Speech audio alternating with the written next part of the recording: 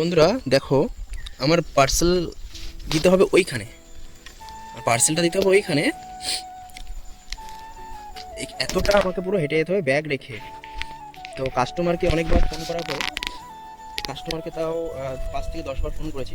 হয়তো কাস্টমার ব্যস্ত আছে, সেই কারণে কাস্টমার ফোন তুলতে পারছে না। অনেকটা হেঁটে যেতে হবে আমাকে ব্যাগটা রেখে। দেখতে পাচ্ছ সাইডে পুকুর, দুই সাইডে দুটো পুকুর আছে। 5 থেকে 10 বার ফোন করেছি, একটা বারও ফোন তুললো না। কাস্টমার বাড়ি আছে কিনা সেটাও জানি না।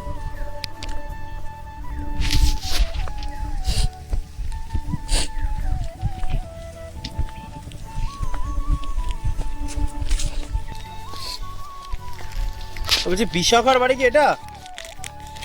বিশাখা, একটু ডেকে দিতে পারবেন?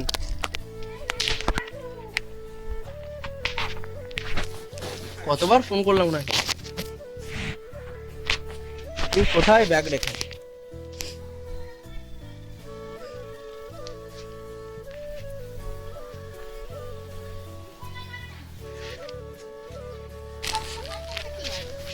অনেকটা দূর তো, ওইখানে ব্যাগ ট্যাগ রেখে আসতে কেমন একটা লাগে।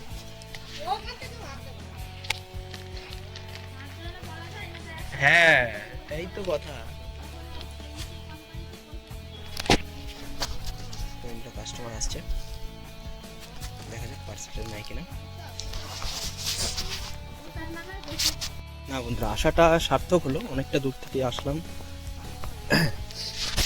আশাটা সার্থক হলো। কারণ কাস্টমার পার্সেল নিয়েছে, নিয়ে নাই, এর আগেও এসেছিলাম। তো এর আগে ওই সামনের সামলিরও একটা মোড় আছে, ওই মোড় থেকে নিয়ে গেছিল। তো ভেবেছিলাম এই রাস্তাই হবে। আশেপাশে জিজ্ঞাসা করলাম মানুষদের, বললো ভিতরে বাড়িটা, অনেকটা দূর, অনেকটা দূর হাঁটতে হয়েছে। এই সাইডে খুব সুন্দর সুন্দর পুকুর আছে।